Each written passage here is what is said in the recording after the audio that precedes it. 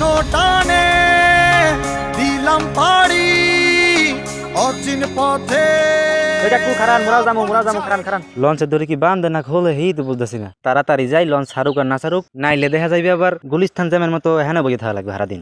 এর পরের লঞ্চ রাত 10টা 9টা ছাড়া মনে হয় না ছাড়বে। সম্মানিত যাত্রীগণ, আপনারা যারা দিনের লঞ্চে সরাসরি ঢাকা থেকে বরিশাল যাইবেন, হেরা এখনই লঞ্চে সেট করে উঠবেন। উঠটা এক কাজ জায়গা লই বই পড়বেন। কোনোভাবেই বরিশাল ঘাট পৌঁছানোর এক পর্যন্ত কোনোভাবেই লড়াচড়া করার চেষ্টা করবেন। আর আমাকে লঞ্চ অল্প কিছুক্ষণের মধ্যেই ঢাকার ঘাট ত্যাগ করবে। আমাকে প্রতি আমাকে অনুরোধ, আপনারা সব জায়গায় বইবেন, কোনো কোনা খালি রাখবেন না। কিন্তু আমাকে লঞ্চের দুয়াবারিন্নে ফুটার সামনে কোনোভাবেই ববার চেষ্টা করবেন না, এবং আমাকে লঞ্চের তোষক কোনোভাবেই যেন খালি না থাকে। এই ভাই আমরা কয়জন? না ভাই মোরা ইন টোটাল 3 জন আছি স্যার। আমি গুলো কেটে ভালো কেবিন রেখে দিচ্ছি। আরে হেঁটে তো বুঝছি, এখন আমরা কেবিন ভাড়া কত স্যার? আমি কোনো কথা কইবেন না, 1200 দিয়ে এসি কেবিন। না ভাই এই দুপুরে এসি কেবিন এই গরমের মধ্যে কি দরকার? লঞ্চের সামনে বইয়ে বাতাস খেতে খেতে যাম বরিশাল, সমস্যা কি? খারান ভাই কই যান 200 টাকা দেবেন, খাই 200 টাকা কেবিনে যাবেন, এসি কেবিন এসি। আরে দিনে যাবো দেখে বড় লঞ্চ যাইতে পারলাম না, কত বড় বড় লঞ্চ, এগুলা যাওয়া হইলো না।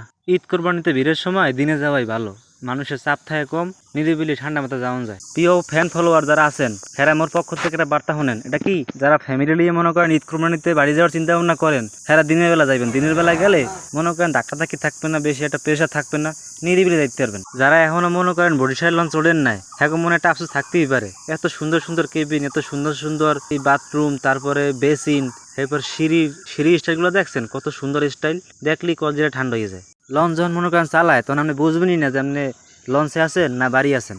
একদম বাড়ি অনুভূতি পাইবেন, তার থেকেও আশা করি শান্তি পাইবেন। এত শান্তি, এত সুন্দর সোফা চেহার এমন হয় কোনো জায়গায় কোনো দেশেই পাওয়া যায় না, যা বরিশালের মানুষ সবসময়। এ ভাই রমজান মাস, আমের দোকানের পর্দা কই? সবাই তো ওপেনের নেয় আর খায়, বুঝলাম না কিছু। দোকানের পর্দা লাগান।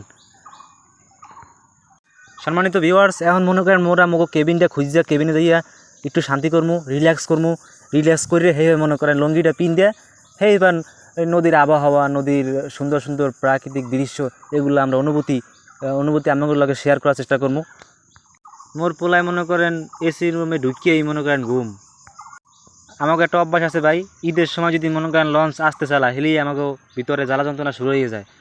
এরকম যদি কেউ দেখে যে আমাকে লঞ্চের আগে এটা ছোটো টলার, সেই আগে যায় কেমন লাগে বলেন ভাই? কি সুন্দর দৃশ্য, কত বড় নদী, এক কুল থেকে আরেক কুল চিনেই না।